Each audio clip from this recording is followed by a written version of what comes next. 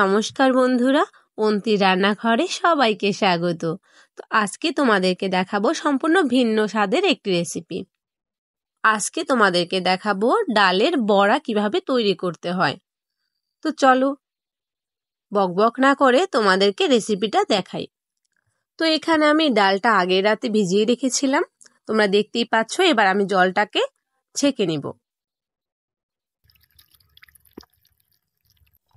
তো এবার আমি এর ভিতরে জল দিয়ে দিব।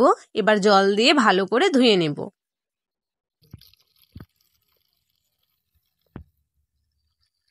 এবার ধোয়া হয়ে গেলে আমি এটাকে শিলপাটায় বেটে নিব। এটি খুবই সহজ একটি রেসিপি, তোমরা চাইলে ঝটপট বাড়িতে বানিয়ে নিতে পারো। এবার আমি এর ভিতরে কিছুটা কাঁচা লঙ্কা দিয়ে দিব। তোমরা কাঁচা লঙ্কাটা যে যতটুকু পরিমাণে ঝাল খেতে পছন্দ করো সেই অনুযায়ী দিয়ে নেবে। আমি বকবক করতে করতে এদিকে বাটা শেষ হয়ে গেল। এবার আমি একটি পাত্রে এগুলো উঠিয়ে নিয়ে কিছুটা লবণ হলুদ দিয়ে মাখিয়ে নেব। এবার কড়াই গরম করতে দিয়ে তাতে পরিমাণ মতো তেল দিয়ে দিব। তেলটা গরম হয়ে গেলে এবার আস্তে আস্তে আমি বড়াগুলো দিয়ে দিব। ভিডিওতে তোমরা ঠিক যেভাবে দেখতে পাচ্ছ সেভাবে আস্তে আস্তে দিয়ে নেবে, তবে সাবধান হাত যেন না পুড়ে যায়। আসলে দেওয়ার সময় তেলটা ছিটে যেতে পারে, তাই সাবধানে দিতে হবে। এবার আমি সবগুলো দিয়ে 2-3 মিনিটের মতো ভেজে নিব।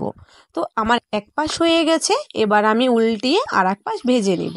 তোমরা ভিডিওতে দেখতেই পাচ্ছ এভাবে লাল লাল করে ভেজে নিবে। এবার আমি একটি বাটিতে নামিয়ে নিলাম। দেখতেই পাচ্ছ তোমরা কত সুন্দর হয়েছে। তোমরা চাইলে এটা পান্তা ভাতের সাথে খেতে পারো অথবা গরম ভাতের সাথেও খেতে পারো, তবে এর সাথে যদি থাকে কাঁচা লঙ্কা এবং শুকনো লঙ্কা তাহলে তো কোনো কথাই নেই। আমার আজকের রেসিপির মতো সুন্দর সুন্দর আরও নতুন নতুন রেসিপি পেতে আমার চ্যানেলটিকে সাবস্ক্রাইব করে রাখো। তো আজ এ পর্যন্তই, টাটা সবাইকে।